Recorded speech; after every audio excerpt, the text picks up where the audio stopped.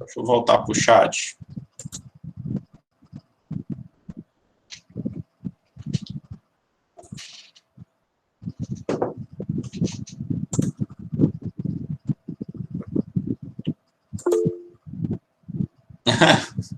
Mas não upou ainda não é direto não, João Vitor. É só depois. Quando a gente upar o vídeo, aí você avisa em casa. Gente, boa tarde a todos. É um prazer ter todos aqui nessa nossa aula inaugural por si só, né? Já que nossa aula passada foi apenas discutindo a ementa, a biografia da disciplina, né? E a gente vai começar a tratar agora dos nossos tópicos relacionados à eletrônica digital em si, tá certo? Mas antes, eu queria perguntar de vocês, senhoras e senhores, as expectativas em relação à disciplina. Que diabo é que a gente vai ver na disciplina de eletrônica digital? É lógico que aqueles que já me encontraram aqui anteriormente, estão cursando a disciplina novamente, já têm uma ideia, mais do que uma ideia, né? Já vivenciaram. Mas vocês que estão fazendo pela primeira vez, o que é que vocês acham que é abordado na disciplina de eletrônica digital? Podem falar, se quiser abrir o microfone, se quiser pode digitar aí no chat e tal. O Tílio diz que prefere deixar sem expectativa. Não fale isso não, rapaz, o pessoal vai ficar com medo, não é assim não. O Gerson colocou aqui que é uma extensão da parte de circuitos elétricos. Quem mais, galera?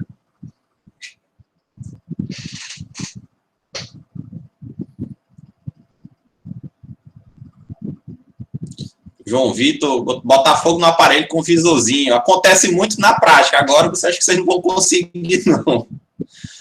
A Nicole falou uma coisa importante aqui. Portas lógicas. É um termo que nem todo mundo tem acesso, né? Interessante. A Vitória falou outra coisa interessante também. Circuitos 0 e 1. Também, talvez, muitos dos colegas não consigam entender do que se trata, né?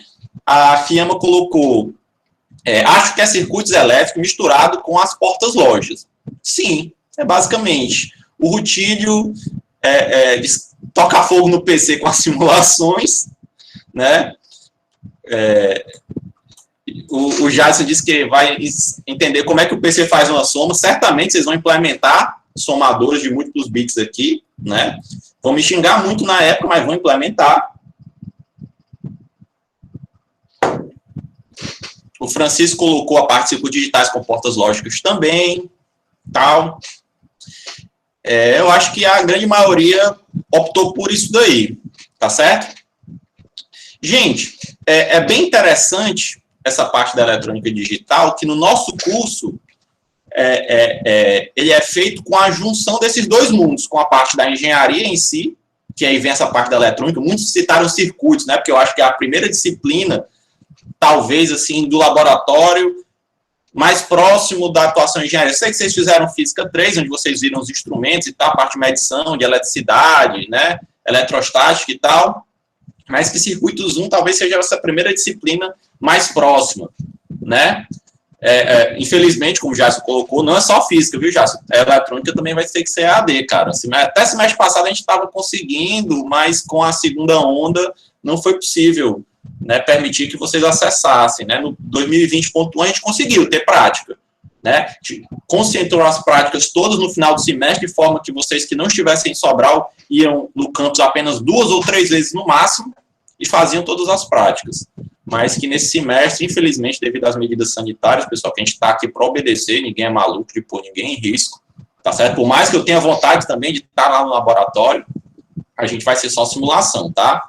Mas, retornando, a gente une essa parte dos circuitos, por assim dizer, dessa eletrônica, com essa parte da lógica digital que vem literalmente da matemática, dessa matemática ou dessa álgebra booleana, como é assim chamado, que antecede muito essa parte da eletrônica. Ela já existia muito antes da eletrônica tá aí. E a gente vai justamente começar por ela, já que uma vez que ela foi sedimentada e solidificada antes, essa estrutura básica a gente vai apresentar aqui, muito parecido com a parte matemática que vocês estão acostumados, com a questão de definição de funções, para entender como funciona essa lógica digital e depois aplicar elas nos circuitos. Então, muitos de vocês foram muito felizes com as observações de vocês, né? Eu não sei quem foi que colocou aqui, deixa eu voltar aqui, foi a Emanuela, colocou circuitos zeros e uns, e é uma característica da eletrônica digital, porque vem dessa álgebra. Essa álgebra, pessoal, ela compartilha muitas das coisas que a gente já via na nossa álgebra tradicional, só que ela é mais fácil. Por que ela é mais fácil? Porque nela as variáveis só assumem os valores zeros e os valores 1. Então é bem mais simples para a gente trabalhar. Eu costumo dizer aqui, pessoal, que a eletrônica digital não é uma disciplina que exige muita inspiração, né? Você não precisa ter uma abstração matemática violenta para conseguir entender problemas complexos, mas ela precisa muita transpiração, né? Você vai gastar os dedinhos de tanto escrever, de tanto fazer conta, mas dá certo se você fizer. Tá certo, pessoal? Então, para a gente tentar ver como é que essa lógica se encaixa no que a gente vai tratar, né? Eu peço a vocês o seguinte, deixa eu compartilhar aqui de novo a minha tela.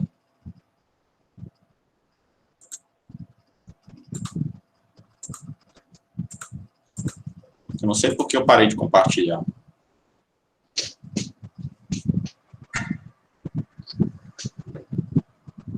Todos vocês estão vendo, galera?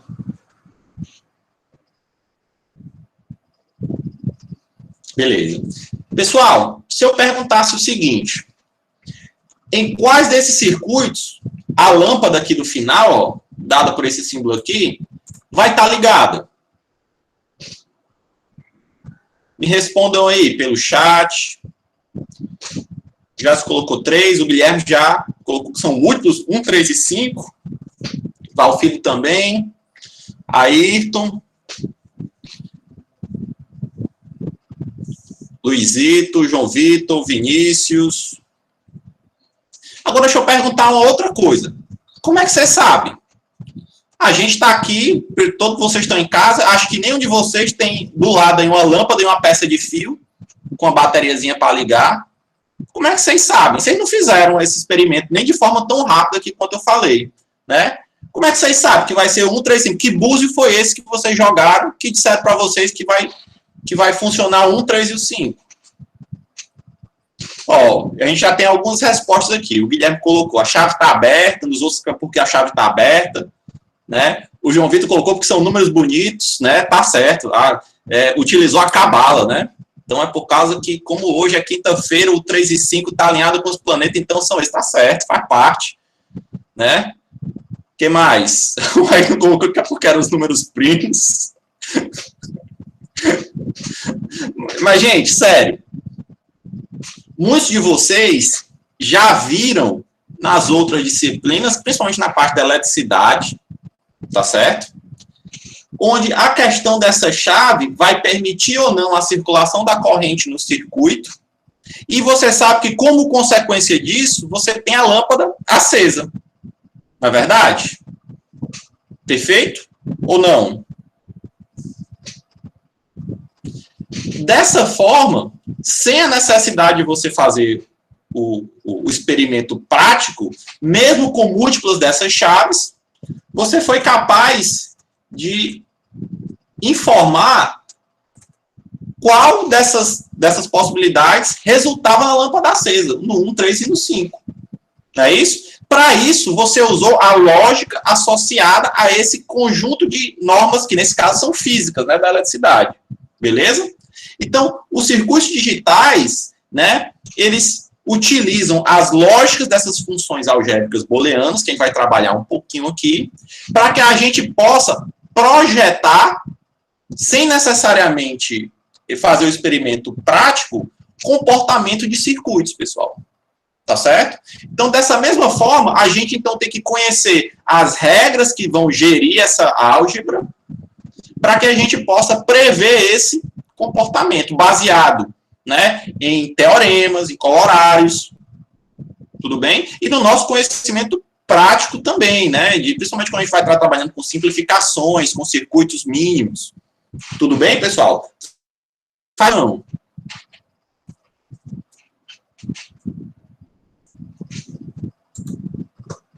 Pessoal,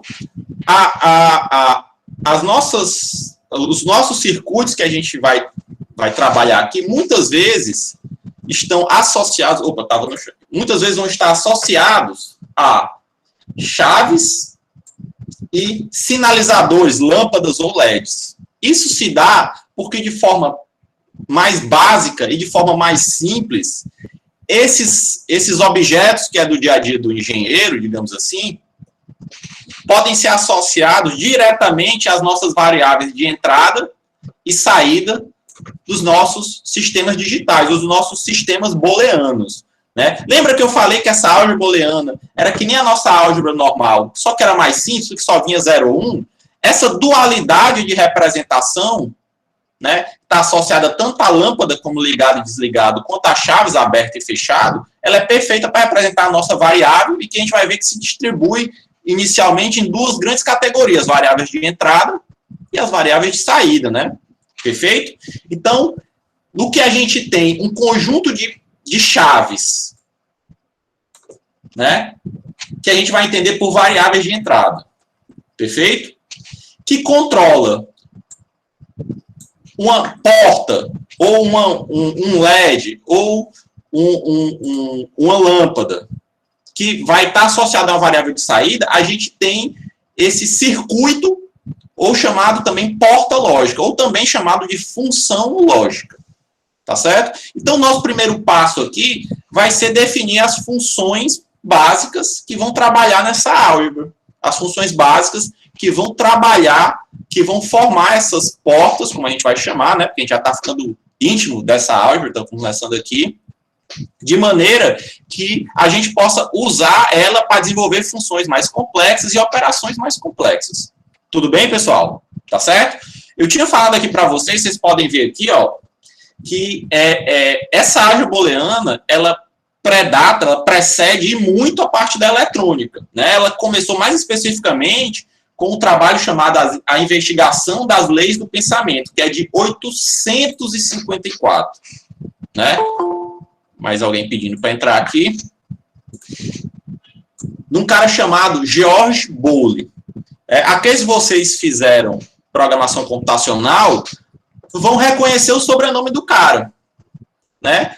Devido à contribuição do mesmo, né, ainda hoje, qualquer tipo de compilador, qualquer tipo de linguagem de programação utiliza a variável binária, justamente aquelas que são associadas com 0 ou 1, a variável booleana. Vem daí, da contribuição dele, né? Então, ele apresentou um sistema matemático de análise lógica que, posteriormente, ficou conhecido como a álgebra de Boole, ou álgebra booleana, né? No entanto, pessoal, só em 938, né, próximo da década de 40, é que um engenheiro americano chamado Claude Shannon, ele pegou essa teoria e juntou com a parte da eletrônica, para resolver especificamente, primeiro, alguns problemas que você tinha com relés de telefonia. E aí, nesse trabalho chamado Análises Simbólicas dos Relés de Chaveamento, foi que você teve a criação da eletrônica digital em si, né? A gênese dessa eletrônica digital que a gente conhece, que a gente estuda hoje aqui. Tudo bem, pessoal? Tá certo? Então, é a junção dessas duas coisas, da aplicação dessa álgebra booleana a problemas de engenharia.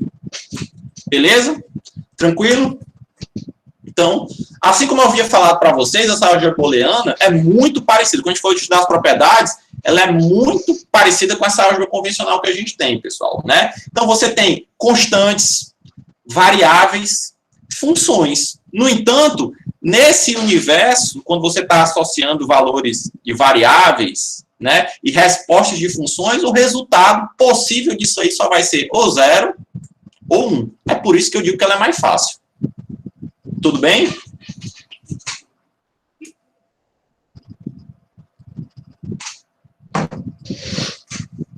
Então, pessoal, o que é que a gente tem? Uma variável booleana, ela é uma quantidade que pode ser em diferentes momentos, ou seja, se é uma variável, ela pode assumir valores.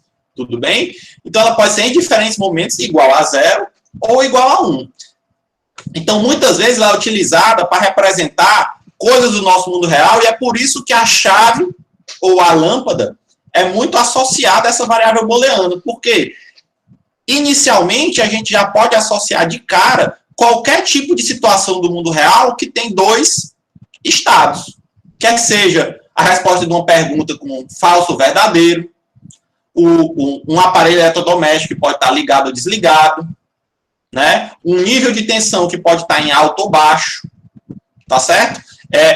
A verificação lógica de uma operação que pode ser sim ou não, ou a nossa chave que pode estar aberta ou fechada. Tudo bem?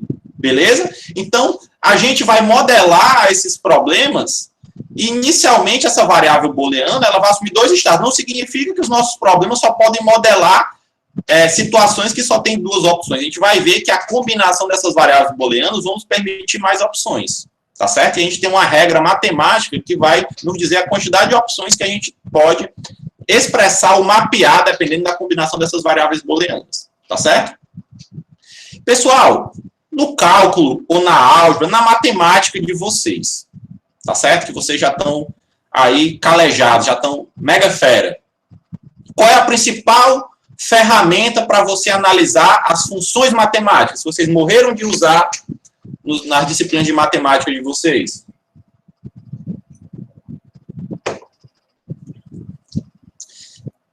Carla, onde foi que você utilizou a tabela verdade antes daqui? O Valdinardo colocou limite. Antes da faculdade você usava limite?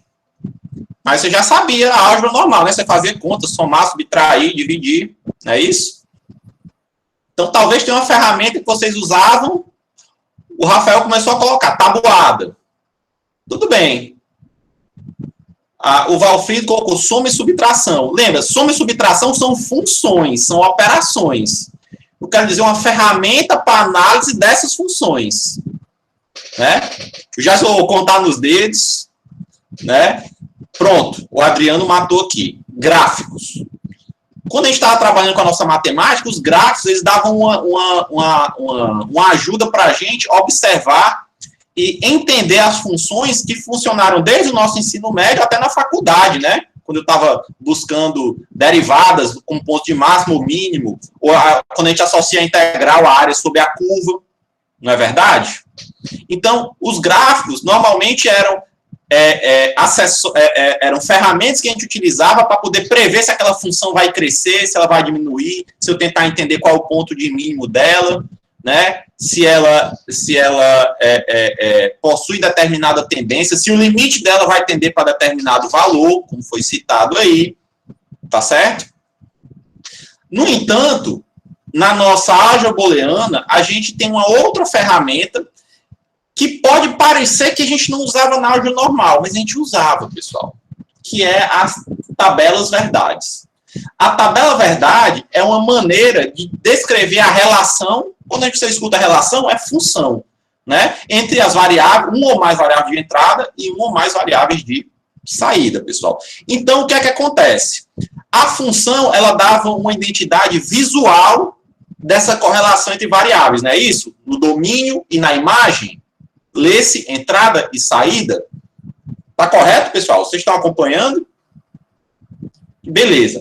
A tabela verdade também é usada para isso, para você ter uma correlação entre a entrada e a saída. No entanto, a gente muitas vezes, dependendo da função, utilizava antes uma tabela para marcar esses pontos das correlações entre entradas e saídas, antes de desenhar o gráfico, né? A gente fazia aquele conjunto de pares de pontos, dependendo do gráfico, se fosse bidimensional, mas se fosse tridimensional é mais do que pares, né? Para poder mapear e desenhar aquele gráfico. É uma das formas mais simples. No entanto, essas funções, essas tabelas eram menos importantes, talvez, na nossa álgebra convencional, porque quando a gente trabalhava com números reais, o intervalo entre esses pontos quaisquer poderia ter infinitos valores. No entanto, para a nossa álgebra booleana, uma vez que eu tenho variáveis que só podem assumir valores zeros e uns, a combinação dessas variáveis de entrada ela é finita e facilmente mapeada. Dessa forma, a tabela verdade ela assume um valor de maior protagonismo quando a gente vai avaliar essas funções. E ela é, na verdade, a principal, ou a primeira, pelo menos, ferramenta que a gente vai utilizar aqui para descrever essas combinações. Então, essa tabela verdade, ela vai relacionar as combinações possíveis dessas variáveis, variável ou variáveis booleanos presentes na entrada, com o resultado lógico da saída. Então, uma vez que eu possa mapear a situação do que eu chamo de entrada, como é que eu identifico a entrada, pessoal? O que é que vocês acham? Como é que eu identifico uma variável como de entrada?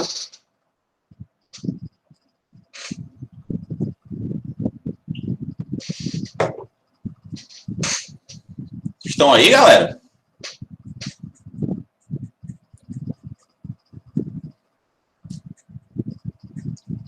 Já se passar pela função. Me ajude aí. Opa, Vinícius. Professor. Pois não, Vitória. Porque ela recebe um sinal de fora para mandar no circuito, não é? Perfeito. É o que eu consigo impor um valor, colocar um valor para aquela variável, né? A gente viu isso aqui, o Vinícius havia colocado também, né? Quem mais tinha outra pessoa que tinha colocado aqui, mas, opa, perdão. Mas a variável é aquilo que eu posso impor, manipular, a variável de entrada. E a variável de saída é aquilo que eu observo como resultado da manipulação dessas outras variáveis. É exatamente, Gabriela, domínio e imagem, entrada e saída. Perfeito? Né? Então, por exemplo, vamos pegar um caso daqueles circuitos, que é esse caso aqui, que possuía duas chaves em série com a lâmpada. Tá certo? Note, assim como eu falei para vocês, a gente pode associar o estado de cada chave com um valor binário, com um valor booleano, como 0 ou como 1. Então, eu posso, por exemplo, dizer desde agora que quando a chave está aberta, ou off, como tem na tabela, significa que eu estou assumindo, que eu estou atribuindo a variável relacionada àquela chave, por exemplo, essa é A. Vocês veem quando eu grifo aí, pessoal? Fica o quadradinho azul ou não? Sim, beleza. Então, essa variável A eu estou associando um valor 0. Quando essa chave está fechada, é sinal que eu estou associando essa variável A um valor 1. Então, quando eu imponho ela, ou seja, quando eu vou lá fisicamente e fecho a chave ou abro a chave, né, eu posso mapear isso na função associando o valor 0 ou 1 àquela variável. A mesma coisa para B. E posso associar também valores de 0 ou 1 ao resultado de consequência da lâmpada. Quando a lâmpada está apagada, posso dizer que aquela variável de saída, porque eu não imponho, eu só observo aquilo ali, está retornando um valor 0. E quando a lâmpada está acesa, é porque aquela variável de saída está retornando o valor 1. Então, eu posso facilmente mapear todas as possibilidades que eu posso encontrar nesse circuito. Por quê? Porque não existe a chave meia aberta ou meia fechada. Ela só está aberta ou fechada. Eu tenho um número finito de possibilidades com essas duas chaves. E aí eu pergunto a vocês, pessoal, quantas possibilidades com essas duas chaves eu posso obter? Qual é a combinação, né, que eu posso ter dessas duas chaves? Muitas das pessoas estão colocando 4. 4, 4, 4. Aí eu pergunto, por que 4? Mais importante do quanto, por que 4?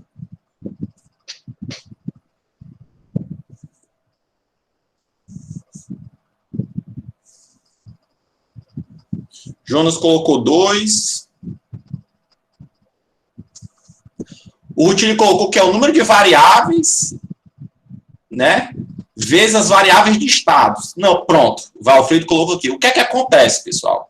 A correlação entre a quantidade de variáveis binárias e o número de combinações de arranjo que eu tenho, ela utiliza a potência, com base 2. Então, 2 elevado ao número de variáveis binárias que eu tenho, é o número de possibilidades que eu vou ter. Então, como aqui eu tenho duas variáveis de entrada, a variável A e a variável B, o número de possibilidades que eu vou ter, o número de arranjos que eu vou ter, o número de combinações que eu vou ter entre essas duas variáveis é 4, porque é 2 elevado a 2, onde esse 2 do elevado é o número de variáveis. Se eu tivesse só uma única variável, eu só tinha duas possibilidades. Com duas variáveis, eu tenho 4 possibilidades. Com 3 variáveis, eu tenho 8 possibilidades. Então, a minha tabela verdade, ela vai usar isso. O tamanho da tabela verdade vai estar correlacionado à quantidade de variáveis daquela função, daquele problema. Aqui, se eu quero mapear uma função ou um problema de duas variáveis, as minhas tabelas verdades, que vão representar todas as situações desse problema, terão 4 possibilidades, que a gente vai identificar pelas linhas dessa tabela verdade. Tudo bem até agora, pessoal? Está indo um pouco rápido.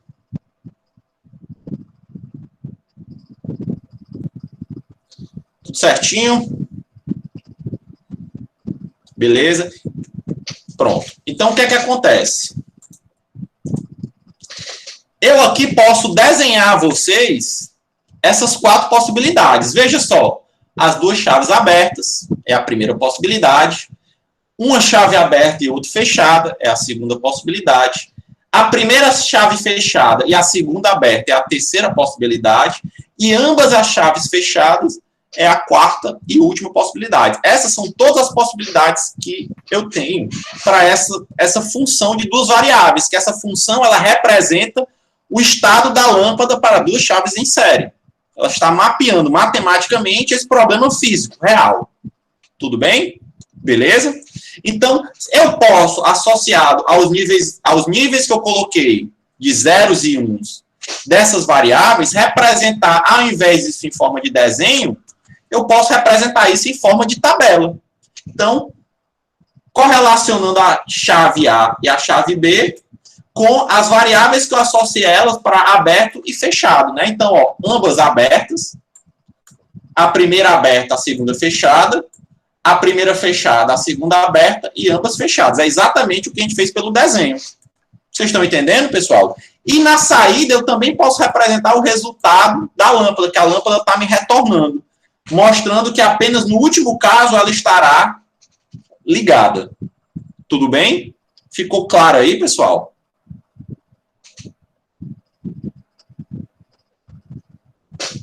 Beleza? Então, o que é que a gente vê aqui? Que nessa forma de tabela, aqui, que a gente doravante vai chamar de tabela verdade, a gente tem uma forma simples, rápida e padronizada de leitura daquela informação, daquela função binária. E é por isso que ela vai ser a ferramenta mais utilizada nesse nosso curso, pessoal.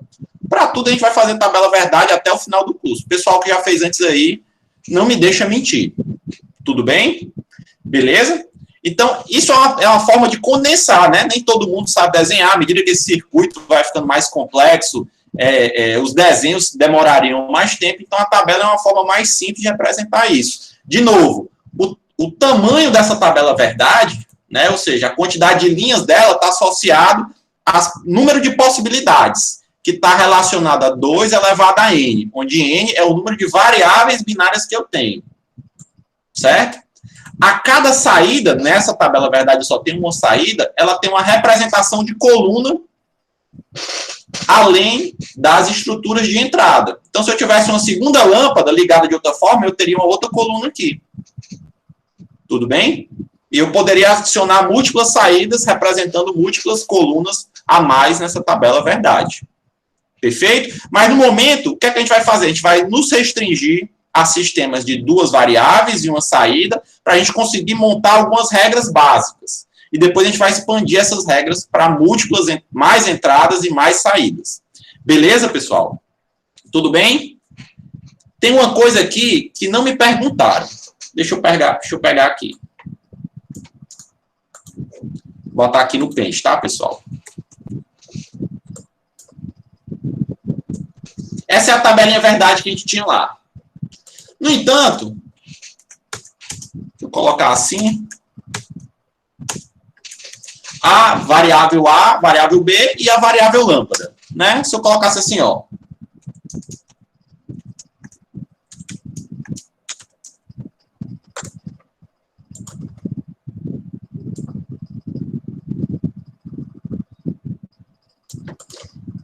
Que situação isso aqui representa na prática, pessoal? Nessa outra tabela aqui que eu fiz, que situação essa primeira linha está representando na prática? A primeira chave fechada e a segunda chave aberta. E o resultado disso, é óbvio, tem que ser que a lâmpada vai estar desligada, como vocês já colocaram. Joia. A segunda situação, o que é que ela está representando aí na prática? ambas as chaves fechadas. Não é isso? Então, é óbvio que ela vai dar a resposta da lâmpada ligada. Na terceira situação aqui, eu tenho ambas as chaves abertas, desligado. E na última situação aqui, eu tenho a primeira chave aberta e a última fechada, também está desligado, né? Deixa eu trazer o desenho para cá, para que fique claro para todo mundo que a gente está tratando desse circuito, tá? Perfeito? Aí eu pergunto a você, veja só, a gente foi lá no dia da prova, aí eu fiz aqui a tabela aqui e um colega aí fez a tabela aqui. Perfeito? A tabela que eu implementei aqui, ó, tá errada? Ela dá alguma informação mentirosa ou equivocada para a gente? Não, né? Elas ambas só acendem na mesma situação, né? Ó. Mas vamos supor que a gente tivesse o nosso ensino presencial, beleza? E aí estava lá na hora da prova. Aí deu aquela vontade de tomar um café, eu saí, fui lá na cantina. Aí você estava inseguro da questão. Aí você deu aquela cutucada no seu colega lá da cadeira da frente e disse: rapaz, só deu a lâmpada acesa nessa primeira questão aqui em uma condição. Qual foi? Aí o cara fala, na última. Aí tu, eita, eu ia errando. Aí faz isso aqui, ó.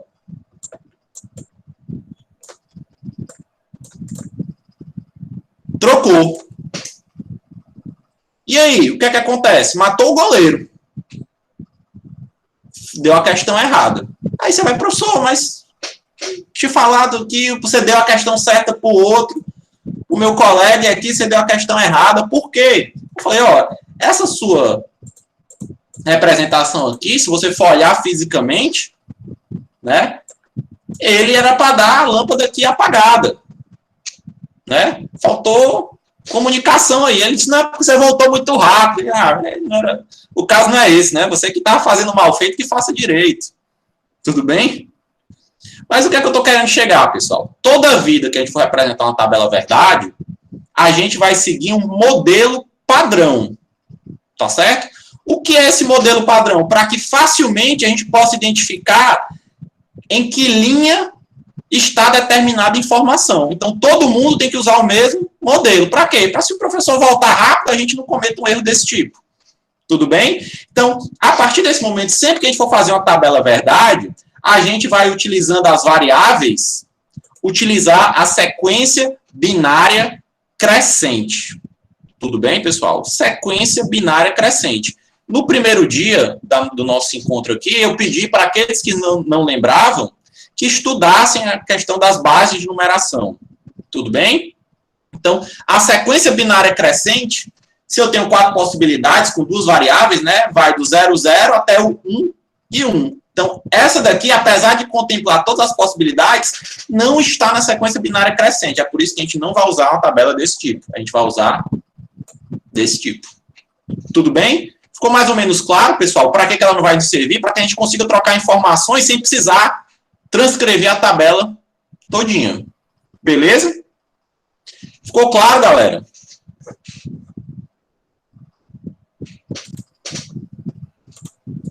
Vamos para frente, então.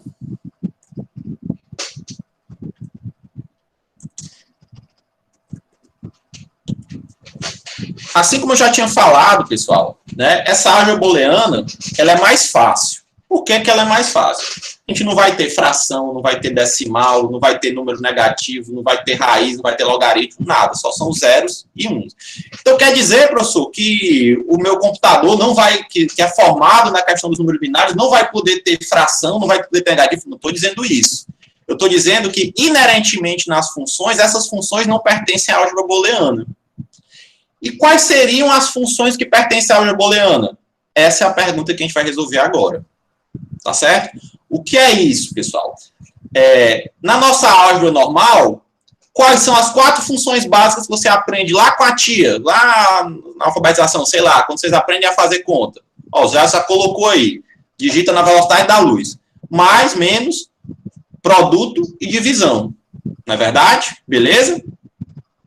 Aqui a gente vai ter também funções básicas essenciais que a partir delas vão ser construídas todas as outras funções da álgebra booleana, pessoal. Da mesma forma que hoje você está fazendo integral dupla do campo vetorial, não sei lá das contas, mas você começou fazendo só soma, subtração, multiplicação e divisão. Aqui, então, a gente tem, só que ao invés de ser 4 funções, aqui a gente tem 3 funções básicas da nossa álgebra booleana, pessoal, que são as funções ou, também, pode, dependendo da bibliografia que você for usar, utiliza a nomenclatura original do inglês, que é a OR, a função E, também chamada de AND, e a função NÃO, também chamada de NOT. Eu costumo utilizar os nomes originais do inglês, o OR, o AND e o NOT, para que na hora que eu esteja falando para vocês, não se confunda com os vernáculos das palavras que eu estou dizendo. Tá certo? Então, por isso que eu costumo a utilizar a denominação original do inglês dela. Tudo bem? Então, essas são as 3 operações lógicas básicas, né? Que são as 3 portas lógicas básicas. E a partir dela é que é construído todas as outras. Então, o seu computador vai ser baseado nessas 3 operações. É lógico, um acúmulo, né, e um acréscimo absurdo de tecnologia que demorou anos para você conseguir chegar no ponto que está, mas originalmente ela vem dessas operações básicas, operações de AND, OR e operação de NOT. Então, para a gente começar aqui, a gente vai descrever essas 3 funções, da mesma forma que a gente escreve as funções matemáticas, né? Perfeito? Então, a nossa primeira função, pessoal, que a gente vai descrever é a função AND, ou a função E, né? Então, o que acontece? Quando eu vou descrever essa função, eu vou dar a tabela verdade dela, tá certo? Ela vai ter uma informação, a representação pictográfica. O que é isso, pessoal? Um desenho. Você vai ter um desenho da função. O desenho da função é esse. Não é um gráfico, pessoal, é um desenho. Então, esse desenho, esse símbolo vai estar associado lá. E eu vou ter uma forma de escrever ela por extenso, cursivamente, para ser usada no texto. Tá certo? Perfeito? Um sinal. Pronto, um sinal que representa aquela operação. Então, ó, para a função AND, a tabela verdade mostra o seguinte. O que é que eu vou fazer agora? Eu vou descrever ela foneticamente. Eu quero descrever ela foneticamente. Eu vou explicar para você qual é a lógica. Você não sabia a lógica das chaves lá do circuito? Opa, quando eu não tenho a circulação de corrente, a lâmpada não acende. A lógica era essa. Então, eu vou explicar para você aqui qual é a lógica da porta AND. Vou dizer o seguinte, que a porta AND, ela é uma função, né, ou a função AND é uma função de 2 variáveis, tá certo? E a porta AND, ela funciona da seguinte forma. A saída dessa função assumirá o valor 1 apenas quando ambas as entradas forem 1 simultaneamente. Para qualquer outro valor, a saída será 0. Vocês entenderam? Então, essa lógica que vai governar a função AND. A partir dessa lógica, eu já sei que ela é uma função originalmente de 2 variáveis. Então, quantas linhas vai ter a tabela verdade dela, pessoal?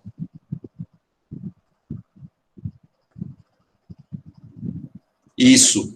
Vai ter 4 linhas. Não é isso? 2 elevado a 2, 4. Beleza. Então, o que é que ela diz? Que a saída só será 1 quando ambas as entradas forem 1. Caso contrário, a saída é 0. Então, esta é a tabela verdade que representa a porta AND. Beleza? Gabriele fez uma pergunta interessante. E se fossem 3 entradas? Explico já. Vamos primeiro explicar ela na sua forma básica, que não existe uma AND de 1 entrada, mas existe AND de 3. Depois que a gente escrever de 2 entradas, a gente vai expandir esse conhecimento. Tá certo? Beleza? Pessoal, a gente viu aqui essa tabela já em algum canto, não viu? Hein, pessoal? Na verdade, acabou de ver essa tabela. Ela foi utilizada para representar ou para mapear o problema das 2 chaves em série. Então, o que é que acontece? Se eu tiver fisicamente um circuito que possui 2 chaves em série, ele pode ser emulado ou ele pode ser modelado algebricamente utilizando a álgebra booleana, por uma função end. Ele vai estar se comportando da mesma forma que um circuito com duas chaves em série. Perfeito? Tranquilo? Nós representaremos essa função, ou essa porta lógica, né, por essa concavidade com o símbolo aqui, ó, ortogonal. Beleza? Fazendo esse ângulo reto. Desse lado aqui, a gente vai ter as variáveis de entrada e do outro lado, a minha variável de saída, que ele chamou aqui de x, né? Mas algumas bibliografias podem chamar de y, outras podem chamar de saída. Naquele caso físico, a gente chamou de L, que vinha de lâmpada. Tudo bem? O símbolo para representar essa expressão end é utilizado o ponto. Tá certo? Então, a partir de agora, quando a gente estiver nessa disciplina, isso aqui não vai ser A vezes B, não, pessoal. Vai ser A end B. Tudo bem, pessoal? Então, não se trata da multiplicação ordinária. Tudo bem? Beleza? Não, o desenho aqui, ó, o Jato fez uma pergunta interessante. Vou jogar aqui para o Paint. Esse desenho precisa ser assim? Não. Se você encontrar assim, ó. Opa, e horizontalmente. Continua sendo uma porta end. Tá certo? Se ela tiver assim, continua sendo uma porta end. O formato do símbolo dela é que vai dizer se ela é uma porta end. Tudo bem? Então, dependendo de como você vai desenhar esse circuito, às vezes é melhor colocar ela na horizontal, na vertical, da esquerda para a direita ou da direita para a esquerda. Beleza? Tranquilo? Mas é uma boa pergunta. Alguma dúvida nessa nossa função, pessoal? Se alguém quiser a palavra, por favor.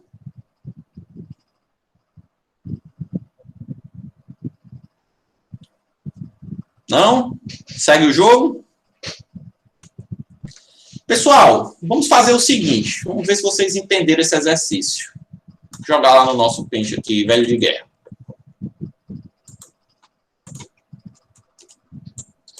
Vamos supor que eu tenha esses gráficos que estão aí em cima como representações do comportamento ao longo do tempo das minhas variáveis A e B, que são as entradas de uma porta end. Tudo bem? Então, ó, isso aqui ó, é o gráfico ao longo do tempo da minha variável A. Isso aqui é o gráfico ao longo do tempo da minha variável B. Eu quero que vocês desenhem aqui o gráfico ao longo do tempo da variável x de saída. Como vai funcionar, como vai se comportar a minha variável x de saída se eu tiver essas entradas ao longo do tempo. Vocês são capazes de fazer esse exercício, pessoal?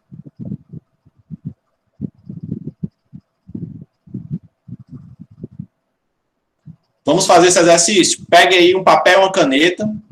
Quanto tempo vocês querem para resolver isso aí? Será que 5 minutos é o suficiente? Eu acho que é mais que o suficiente, né? Basta você copiar aí e essa porta end aí é mais fácil que andar para frente.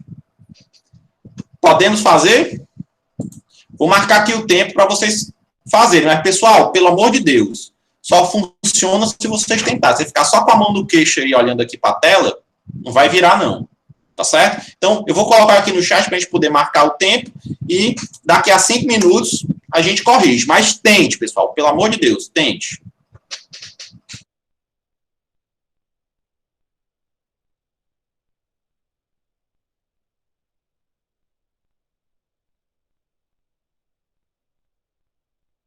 Quem for terminando, se quiser tirar uma foto e colocar no grupo, coloque. Tudo bem? E se você for terminando, mas não quero tirar foto, avise aqui no chat que você terminou, que a gente sabe se está dando certo ou não, se vocês estão conseguindo ou não. Beleza? Vamos lá, vou resetar aqui o tempo que eu estou só enchendo o saco de vocês. Valendo.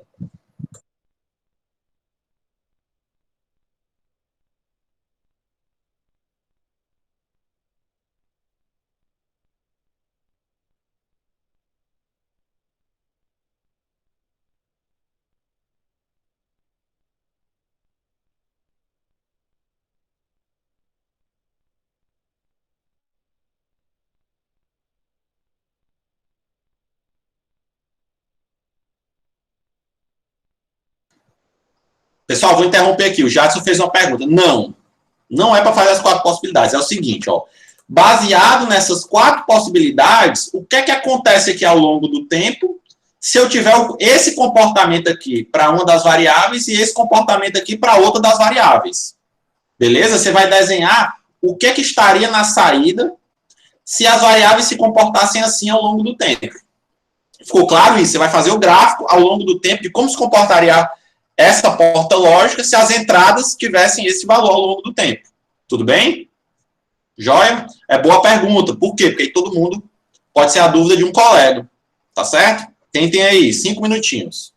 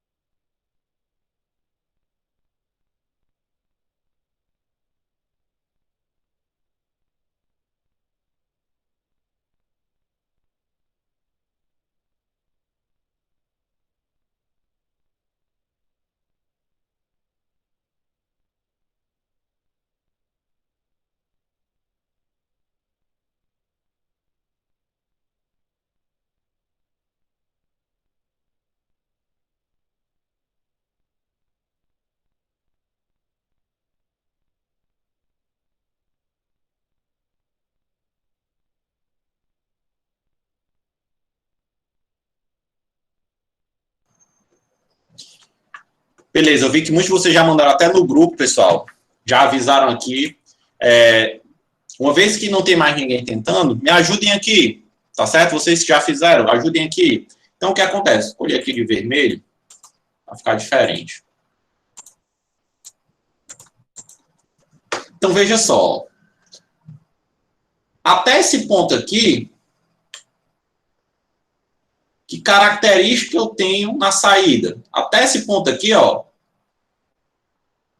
que está circulado aqui, o que é que eu tenho? Eu tenho que ambas as entradas, A e B, estão assumindo o valor zero, ou seja, é a primeira condição da tabela verdade. Não é isso? Então, até esse momento aqui, ambas as entradas são zero, então é óbvio que ele vai me devolver uma saída zero. Perfeito? Quando chega nesse momento aqui, o que acontece? A entrada A assume o valor 1, mas a entrada B continua com o valor 0. Então, apesar da entrada A ter sido modificada, a entrada B não se modificou ainda, então ele mantém a minha saída em 0. Então, é como se eu tivesse 1, 0, ou seja, é o caso da terceira linha da tabela verdade. Quando chega aqui, nesse momento aqui, o que acontece? A entrada A já estava em 1, e a entrada B modifica o seu valor de 0 para 1. Então, eu tenho que ambas as entradas têm 1 simultaneamente, ou seja, é o quarto e último caso da tabela verdade. Nesse caso, a minha saída tem que assumir o valor 1, né? Então, a minha saída que estava em 0 assume o valor 1. Opa, só um pouquinho torto.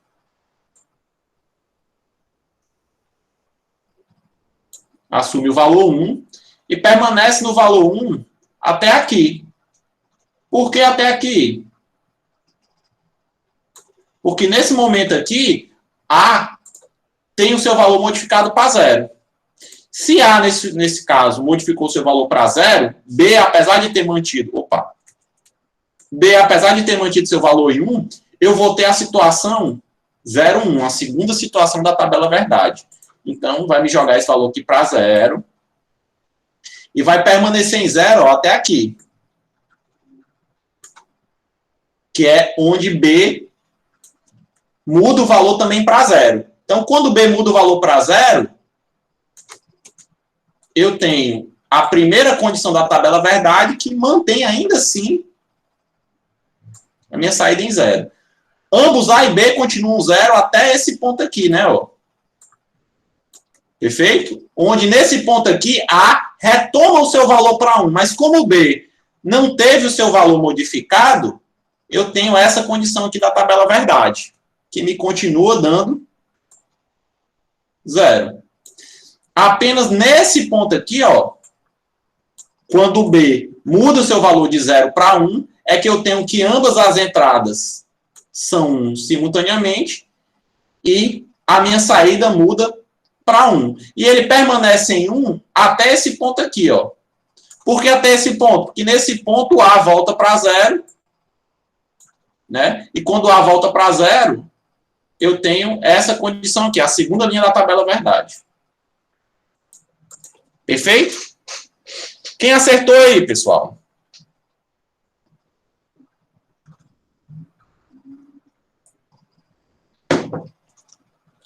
Joia. Alguns de vocês podem ter usado uma forma alternativa de resolver. O que é que eu quero dizer com forma alternativa? Preste atenção aqui.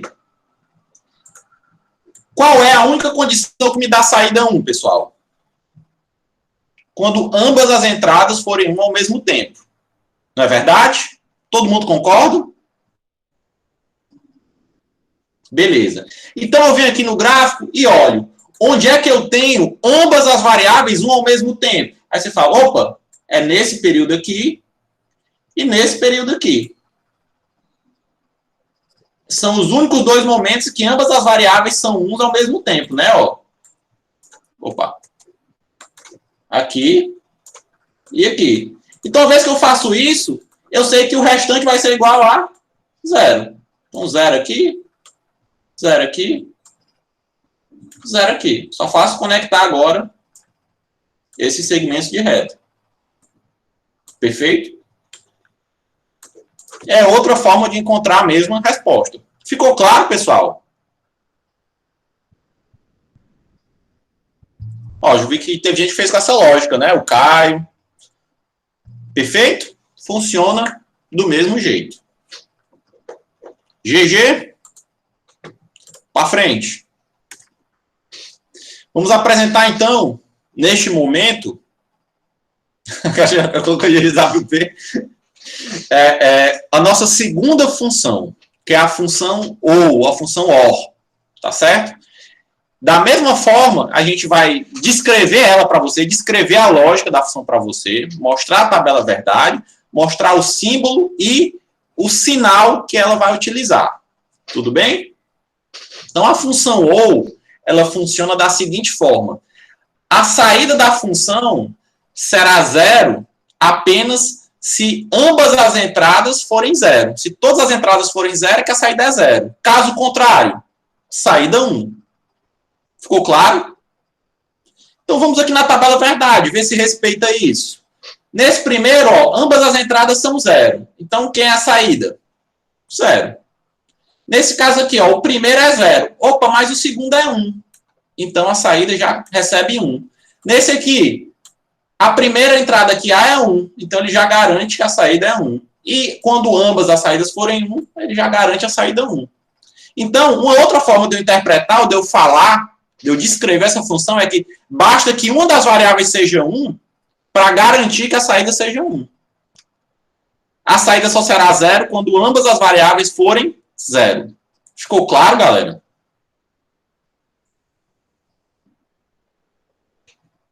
Da mesma forma que a porta end, eu tenho um símbolo dela, só que você nota que aqui, ó, eu tenho uma concavidade do lado das entradas, né? Ao invés de ser um ângulo reto. E o sinal que a gente utiliza para expressar essa função booleana é a cruz, ou o nosso sinalzinho de mais. Que a gente vai acostumar o sinalzinho de mais. No entanto, pessoal, reforço, a partir de agora, isso aqui não é x igual a mais b. A partir de agora, isso aqui é x igual a ou b. Então, a or b. Tudo bem? Perfeito?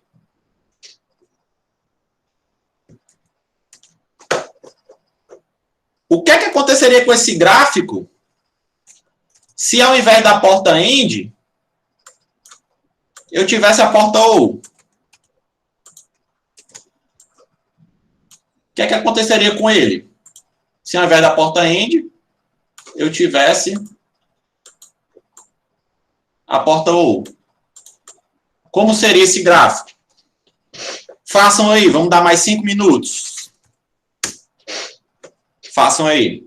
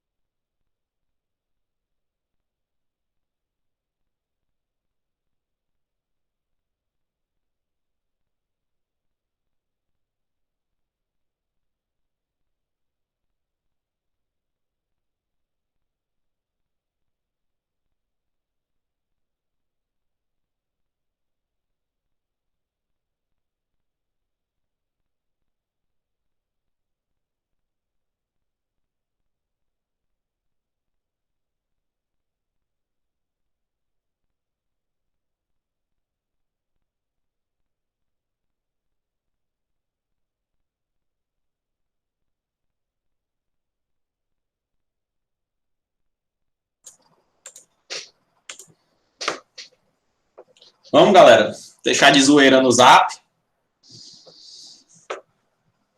Vamos lá. Pessoal,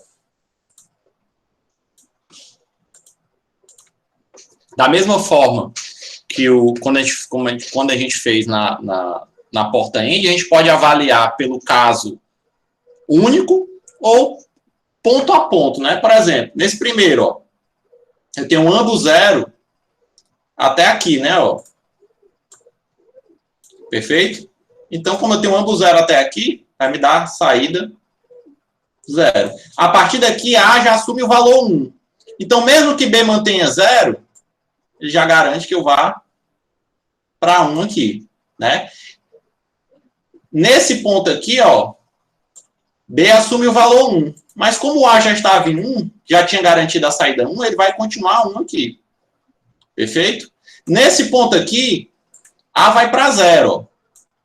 Mas como o B permanece em 1, ele vai continuar em 1. Até esse ponto aqui. Onde nesse ponto aqui, ó, A e B, nessa região, assumem um valor 0. Então, a minha função volta para 0. E permanece aqui até esse intervalo aqui. Onde nesse intervalo aqui, como A volta a assumir o valor 1 aqui, a minha função volta para 1. E a partir daqui, ela vai permanecer em 1 até esse ponto aqui, ó. Porque nesse ponto, nessa região aqui, A é 1, e nessa região aqui, A e B são 1. Depois desse ponto, apesar de A voltar para 0, como B permanece em 1, a função permanece em 1. Só está um pouco torto, galera, mas acho que deu para vocês entenderem. Firmeza? Quem acertou aí, pessoal?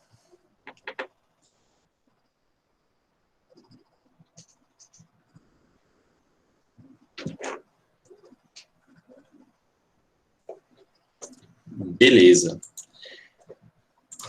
Para a gente terminar a nossa tríade, né, nossas três funções algébricas booleanas básicas, falta a função não, ou a função not. Ela é a mais diferente que a gente tem aqui. Por quê? Ela é uma função de apenas uma única variável. Ao contrário das duas irmãs dela, que são de duas variáveis, a função not tem apenas uma única variável. Lógico, a tabela verdade dela será menor. Como ela tem uma única variável, o número de possibilidades de arranjo que eu tenho é 2 elevado a 1, da única variável que eu tenho, que é duas possibilidades. E a função not ela é descrita da seguinte forma. A saída possui sempre o um nível lógico oposto da entrada. O que é que isso quer dizer? Se a minha entrada é 0, então a saída vai ser o valor 1, oposto de 0. Se a minha entrada é 1, então a saída vai ter o valor 0, oposto de 1. Tudo bem, pessoal? Beleza? O desenhozinho dessa porta é esse triângulo com a bolinha na ponta. E o símbolo utilizado para o not é uma barrinha em cima da variável que está sendo negada. Então, se a minha variável de entrada é A, quando eu passo pela porta not, o resultado disso é o A barra, ou seja, o não A, o not A. Beleza? Tudo bem? Pessoal, em algumas bibliografias, e aqui eu vou usar isso também, ao invés da barrinha, né? Ao invés da barrinha, que você tem algo assim, né? Ó, tá certo? Você vai encontrar essa representação aqui, ó. Você vai encontrar a aspa. Tá certo? Por quê? É mais fácil de digitar quando você está no teclado. Então, quando você vê a aspazinha depois da variável, é porque eu tenho aqui ó, o não A. Tudo bem? Então, se você encontrar esse A com a aspazinha, é o not dessa A. Tá certo? Não estranhe, não. Beleza, pessoal? Tudo bem?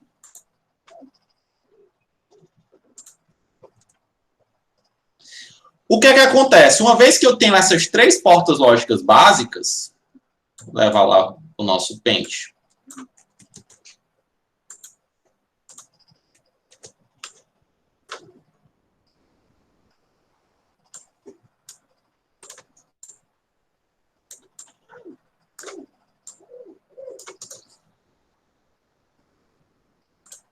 Uma vez que eu tenho essas 3 portas lógicas básicas, o nosso próximo passo é começar a combinar essas funções básicas. É começar a realizar as operações algébricas com a combinação delas e ver o que é que aquilo acontece. Então, a primeira coisa que eu vou fazer é pegar as nossas funções de 2 variáveis e misturar, entre aspas, com a porta NOT.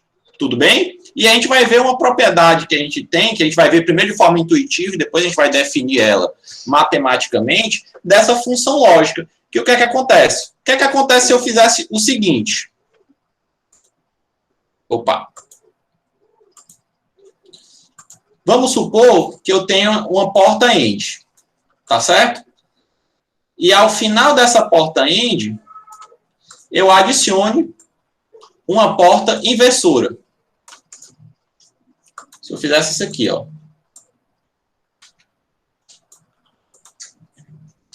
Então, se eu tivesse aqui, ó, A e B, e aqui eu tenho a variável x. Perfeito? Deixa eu botar de preto para não ficar... Diminuir para ficar mais ou menos do tamanho da outra. Tem uma variável x. Óbvio que quando eu passo aqui, eu vou ter a variável x, usar logaritmo, x barra. Todo mundo consegue entender isso aí, pessoal? Mas quem é x? Não é A AND B? Todo mundo concorda? Então, aqui eu posso descrever aqui também por A AND B barra. Tudo bem? E aí eu pergunto a vocês. Isso que a gente está fazendo, pessoal, é como se fossem as variáveis de transição. Eu tenho A e B, eu sei utilizar a porta AND para dizer que é o valor de x. E se eu tiver x, eu sei utilizar a porta NOT para dizer que é o valor de x barra. Então, eu posso montar a tabela verdade deste agrupamento A AND B barrado. Tudo bem? Deixa eu perguntar para vocês, quantas possibilidades, né? Quantas variáveis e consequentemente, qual o tamanho da minha tabela verdade deste arranjo? 8, 4. Por que 8, Jadson?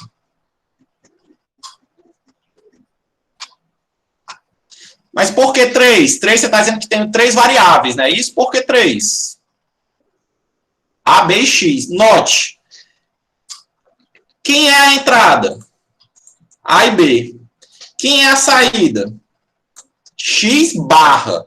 X é apenas uma variável intermediária.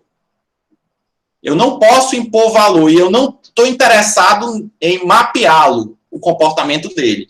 A minha entrada é A e B e a minha saída é X. Beleza? Mas ficou claro, galera? É uma dúvida comum, é uma dúvida válida. Perfeito? Eu posso mapear X? Posso, mas eu estou interessado em quem? Em X barra. Se eu fosse botar uma lâmpada, a lâmpada estaria aqui, ó, na saída. Tudo bem? Mas eu posso mapear X, por quê? Porque com X eu vou saber responder quem é X barra. Então, se eu fosse fazer uma tabela verdade, como ela seria? Seria assim, ó. A, B, e eu sei responder quem é X. Não é verdade? Então, quem seria aqui, ó? 0, 0, 0, 1, 1, 0, 1, beleza? Quem seria o resultado aqui em X? Nessa primeira condição, quem seria, pessoal? 0, perfeito. Na segunda condição aqui, quem seria? 0 de novo. Na terceira, 0. Na última, 1. Beleza?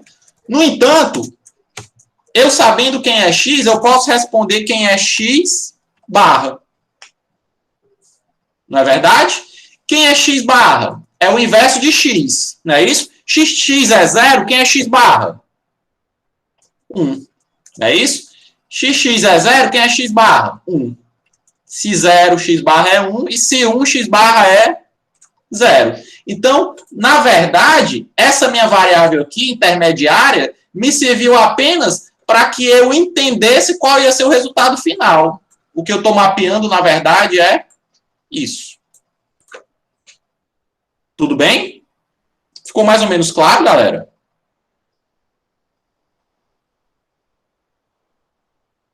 Perfeito? Óbvio que à medida que você vai trabalhando mais e mais, você não vai precisar escrever essa variável intermediária. Você é capaz de dizer quem é direto à saída. Não é isso? Por quê? Você pode fazer como se fosse esse caminho aqui, né? Com os níveis lógicos. Aqui, por exemplo, o que é que acontece quando eu tenho 0 aqui e 0 aqui? Opa, eu sei que essa resposta aqui vai ser 0. Tudo bem? Se essa resposta aqui é 0, o inverso de 0 vai ser 1. Então, sou capaz de preencher essa primeira linha da tabela aqui. Ficou claro? Você pode fazer dessa forma também. Perfeito? Ah, e se eu tivesse aqui 0 e o B sendo 1? Opa, ia continuar dando 0 aqui, continuar dando 1 aqui na saída. E se eu tivesse 1 e 0, né, invertendo a posição? Mesma coisa. E quando eu tivesse 1 e 1, o que é que aconteceria? Opa, o resultado disso ia ser 1, eu ia ter 1 aqui, né? E óbvio que o inverso de 1 ia ser 0. Eu poderia preencher a última linha. É uma outra forma de resolver. Ficou mais ou menos claro, galera? Todo mundo mais ou menos entendeu quais são essas dinâmicas que a gente pode utilizar para entender essa expressão?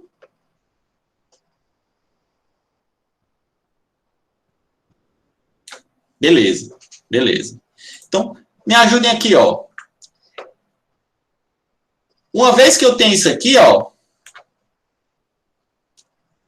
o resultado da end A e B barrado, eu tenho AB barra, não é isso? Eu posso representar essa combinação de uma forma compacta. Ela é tão comum de acontecer que a gente criou um símbolo para representá-la, que é a porta end seguida de uma bolinha para dizer que tem uma inversora na saída. E ela é tão comum de acontecer que a gente tem um nome próprio para essa função, que não é uma função original, não é uma função básica. É uma função que já vem de uma combinação das funções básicas. E eu chamo essa função de NAND, ou seja, que é a not end. Então, é o acréscimo de uma inversora na saída da NAND. Beleza? E nela, a lógica dela é que é o seguinte, é apenas quando ambas as entradas forem 1 é que a minha saída é 0. Caso contrário, a saída é 1. Tudo bem? Ficou claro?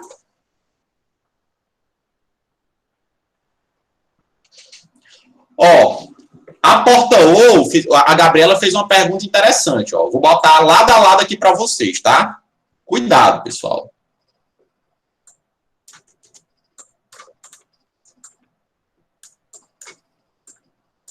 Essa aqui é a NAND, tá?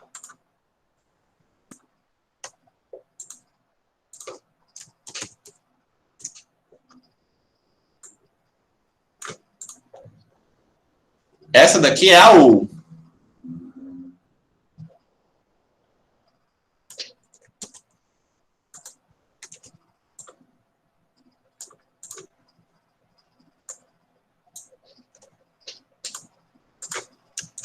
Elas não são iguais. Tudo bem? Elas não são iguais. Mas a Gabriela falou uma coisa importante aqui, que eu já vou dizer a vocês. Duas portas lógicas são iguais, duas funções são iguais, se elas exibirem a mesma tabela verdade.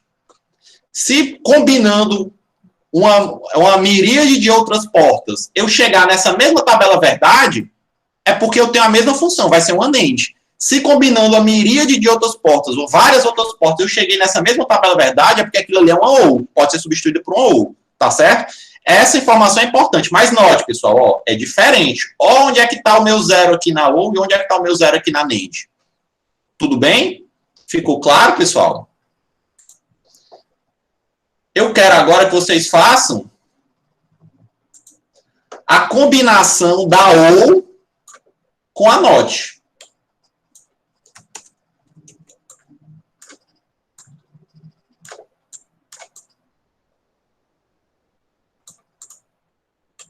Pode ser, galera? Aqui vai ser, ó.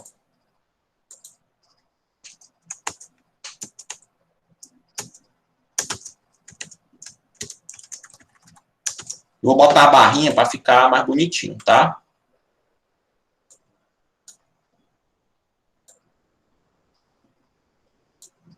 Beleza? Ah, perdão, é porque às vezes eu me empolgo. Vai até 15h30. Podemos resolver só essa, pessoal? Me dá esses 5 minutos, eu queimo 2 minutos aqui da aula, pode ser? Façam aí, rapidez. Eu quero a tabela verdade disso aqui. Além da tabela verdade, eu quero que vocês me descrevam o que está acontecendo de forma fonética. Como é que você me explicaria a lógica dessa porta? Tudo bem? Da mesma forma que a gente fez com a NAND. Façam aí, rapidão.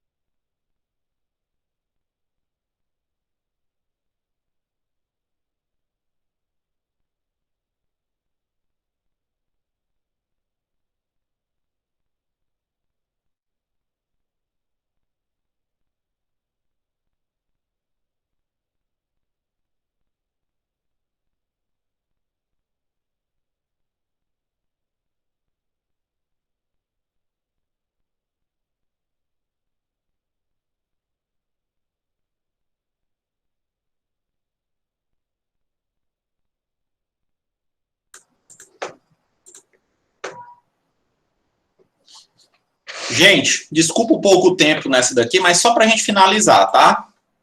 Assim como a IND, eu posso adicionar uma inversora na saída da OU e eu vou ter a seguinte tabela verdade. Essa aqui é a tabela verdade da OU, que todo mundo conhece. Então, se eu tiver essa inversora na saída, eu vou, né, inverter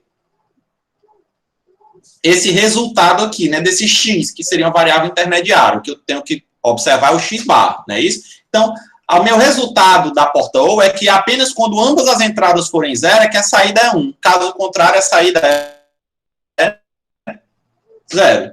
Tudo bem? E isso é tão comum, que a gente tem um símbolo para essa porta, um símbolo para essa função, né, que é a OU com a bolinha na saída, que indica essa inversão. E a gente tem um nome também, que chama-se de porta NO, ou porta NOR. Tudo bem, pessoal? Ficou claro? A partir daí, a gente já tem 5 funções conhecidas. A gente tem as 3 básicas e tem 2 agregadas, que é a NAND e a NOR. Então, eu quero que você faça uma tarefinha de casa aí para mim, se você puder anotar. Pode ser? Na verdade, 2 tarefas de casa. A primeira tarefa de casa é o seguinte. O que é que acontece com esse gráfico que vocês fizeram se nele eu utilizar a porta NAND, como seria o comportamento da porta NAND, e como seria o comportamento desse gráfico com a porta NOR. Tudo bem? Ficou claro o primeiro exercício que eu quero que vocês façam aí em casa?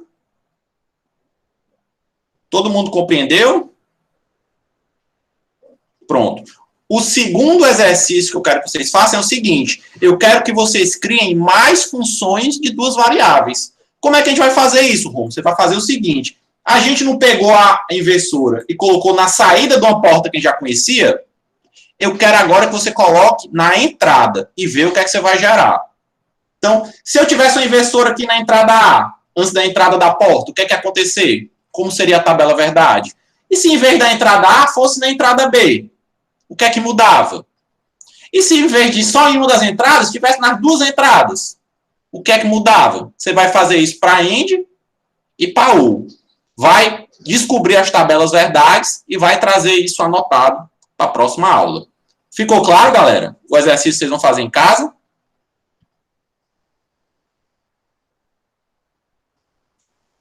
Mas, pessoal, de novo, façam. Por favor, façam, senão não adianta nada. Se você não tentar por si só, esperar só a gente mostrar aqui, o impacto é quase nulo. Vai entrar por um ouvido e sair pelo outro. Tudo bem? Beleza? Gente, eu agradeço a vocês, até o tempo extra que vocês me deram, já estou queimando 2 minutos aqui da nossa aula, então eu vou pedir licença para a gente parar a gravação, até para também não estender muito para quem está em casa. Deixa eu achar aqui.